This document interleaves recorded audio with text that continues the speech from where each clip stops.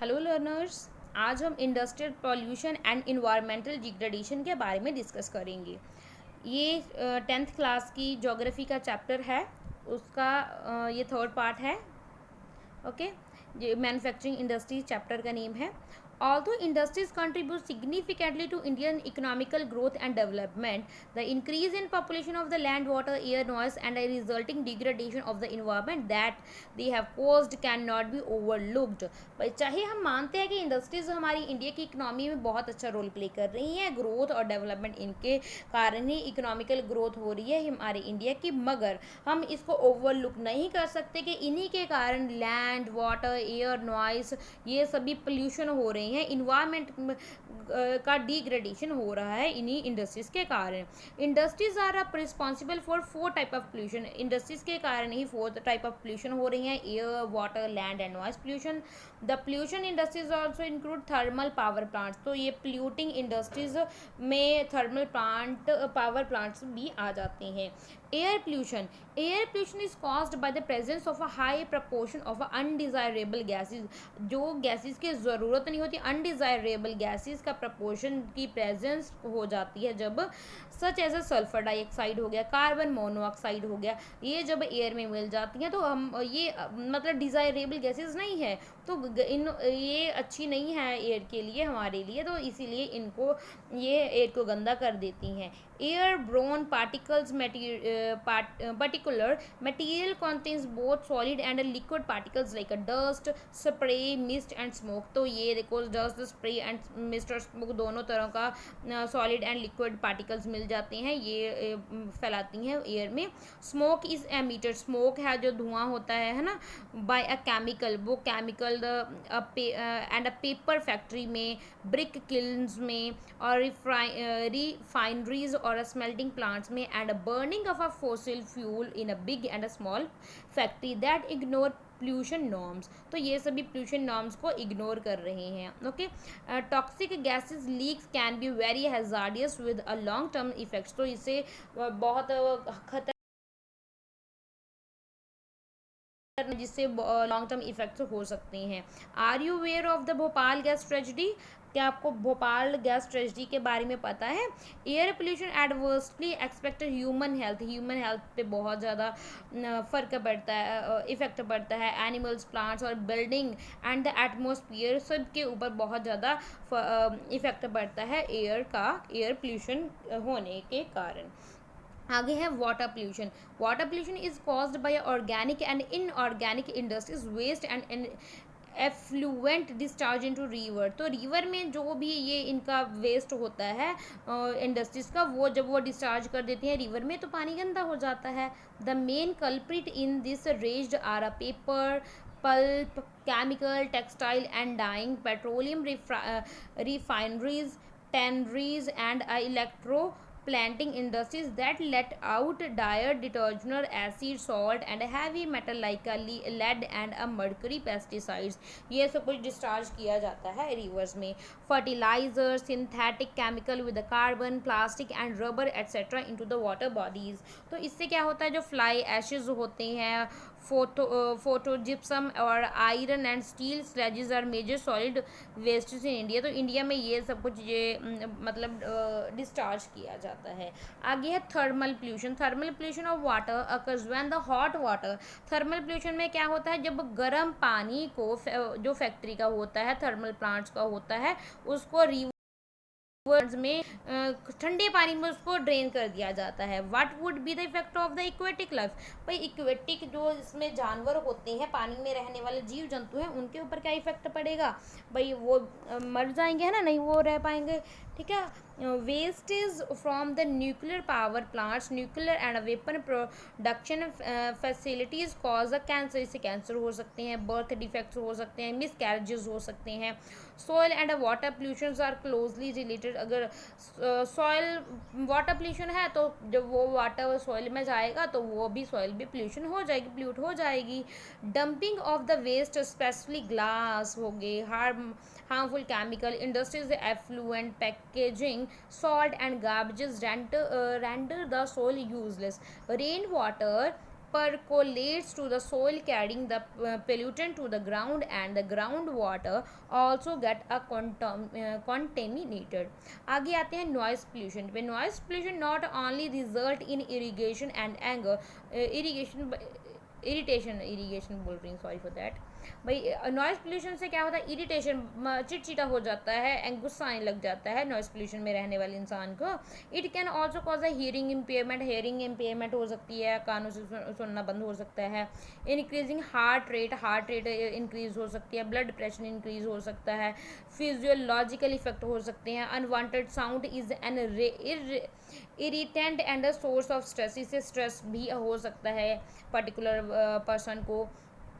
Industrial and the concentration activity, जो industrial और construction activities होती हैं, मशीनरी, फैक्ट्री इक्विपमेंट, जनरेटर्स होते हैं, साव होती हैं, पैन्यूमेटिक और एंड इलेक्ट्रॉनिकल ड्रिल्स होती हैं, ये बहुत ज़्यादा आवाज़ करती हैं. तो कंट्रोल ऑफ इन्वायरमेंटल डिग्रेडेशन, अब हम भाई ये तो कर रहे हैं, एक तरफा तो हमने इंडस्ट्रीज़ हैं ये हमारे इकोनॉमिकल डेवलपमेंट के लिए बहुत अच्छी हैं, मगर ये पोल्यूशन भी करती हैं. कैसे हम इनके ऊपर कंट्रोल कर सकते हैं, कंट्रोल कैसे ऑफ इन्वायरमेंटल डिग्रेडेशन को, इन्वायरमेंट को डिग्रेडेशन होने से कैसे बचा सकते हैं. Every litre of water, waste water discharge by our industry pollute a time the quantity of, देखते हैं, quantity of a fresh water. देखो थोड़ा सा भी अगर हम डर्टी कुछ भी केमिकल डालेंगे तो बहुत ज़्यादा पानी, फ्रेश वाटर डर्टी हो जाएगा, पोल्यूट हो जाएगा. How can the industry pollute the fresh water be reduce, तो इस fresh water industries fresh water को कैसे वो रिड्यूस कर रही हैं. सम सुजेशंस क्या क्या हैं. Minimising use water for a processing by reusing and recycle, हमें रीयूज और रिसाइकलिंग वाला प्रोसेस चलाना होगा. In it 2 or more successive stages. Harvesting of rain water को से हमें हार्वेस्टिंग करनी होगी वाटर रिक्वायरमेंट को पूरा करने के लिए. Treating hot water and effluent before releasing them in a river and ponds, जो गर्म पानी है ना उसको डिस्चार्ज करने से पहले उसको ट्रीट करना होगा, यानी कि उसे ठंडा करना होगा. ठीक है. Treatment of the industrial effluent can be done to the 3 phases, जैसे कि primary treatment by mechanical means से कर सकते हैं. This involve screening, grinding, flocculation and sedimentation, इस इन मेथड से कर सकते हैं. सेकेंडरी ट्रीटमेंट है बायोलॉजिकल प्रोसेस से. टर्शरी ट्रीटमेंट है बायोलॉजिकल, केमिकल और फिजिकल प्रोसेस से. This involve recycle of water waste. Okay, recycle कर सकते हैं उस वाटर को. Okay. Over drawing of a ground water reserve by industry where there is a threat to a ground water resource also need to be a rally. तो क्या ये जो over drawing कर रहे हैं हम ग्राउंड वाटर को, उसको भी हमें बचाना होगा, ये थ्रेट हो सकता है ग्राउंड वाटर रिसोर्सेज के लिए. Also need to be a regular legally, इसको लीगली करना होगा. Okay. Particular matter in the air can be reduced by fitting smoke stacks to factories with a electrostatic precipitator, fabric filters, scrubbers and inertial separation. Smoke can be reduced by using oil, जो smoke है उसको हम reduce कर सकते हैं by using oil and gas instead of coal. Gas और oil को use करना चाहिए कोल की बजाय फैक्ट्रीज में. Machinery and equipment can be use, जो मशीनरी और इक्विपमेंट यूज़ करने चाहिए. And generator should be fitted with the silencer, जो जनरेटर ऐसे होने चाहिए जो आवाज़ ना करें. Almost all machinery can be redesign, सारी जो मशीनरी उसको रीडिज़ाइन करना होगा टू इंक्रीज़ एनर्जी एफिशिएंसी, ताकि एनर्जी को एफिशिएंटली यूज़ किया जा सके और नॉइज़ पोल्यूशन भी रिड्यूस किया जा सके. ये देख सकते हो, ये सीवेज ट्रीटमेंट है plan under Yamuna action plan at a Faridabad में. ओके. तो यहाँ पे आगे देखते हैं. Noise absorbing material may be used apart from a personal use of a air plug और एयरफोन्स हमें यूज़ करने चाहिए एयर पोल्यूशन से बचने के लिए. The challenge of the sustainable development require integration of a economical development with the environmental concern. तो और भी सस्टेनेबल डेवलपमेंट जो गोल्स हैं उनको अपनाना चाहिए, चैलेंजेस को देखना चाहिए, इकोनॉमिकल डेवलपमेंट को भी देखना होगा और जो सस्टेनेबल डेवलपमेंट को भी ध्यान में रखकर हमें डेवलपमेंट करनी होगी. आगे है NTPC shows the way. NTPC is a major power providing corporation in India. It has a ISO certification. इसके पास ISO certification है for EMS Environmental Management System. याद रखना है NTPC एक मेजर पावर प्रोवाइडिंग कॉरपोरेशन है इंडिया की. ISO certificate है इसके पास इन्वायरमेंटल मैनेजर सिस्टम का 14001. ओके, ये है the corporation has a proactive approach. इस ये जो कॉरपोरेशन है इसकी प्रोएक्टिव अप्रोच है for preserving the natural environment and resources like water, oil, gas and fuel in a places where it is a setting up power plants. This has been possible through, ये possible कैसे हो सकता है, optimum utilization of equipment, adopting latest techniques and upgrading existing equipment, minimizing waste generation by a maximize ash. देखो minimise कम करना होगा, जो waste generation है उसको कम करना होगा और मैक्सिमाइज करना होगा ऐश यूटिलाइजेशन को, ऐश है उसको यूटिलाइज करना होगा. Okay, providing green belt for a nourishing ecological balance and addressing the question of special purpose vehicle for afforestation करना होगा. ठीक है, हमें क्योंकि व्हीकल बहुत ये इकोलॉजिकल बैलेंस बनाने के लिए अफॉरेस्टेशन तो ज़रूरी है, दरख्त लगाने तो ज़रूरी है, ट्री ग्रो करने तो ज़रूरी हैं. Reducing environmental pollution through ash pond management, ash water recycling system and liquid waste management, ecological monitoring, review and online database management for all its a power station. Okay, ये देख सकते हो ये Ramagundam plant है. ओके, ये देख सकते हो आप. ये हमारा चैप्टर हो गया है कंप्लीट. यहाँ पे हमारा एक मैप रहता था उसको मैं दिखा देती हूँ.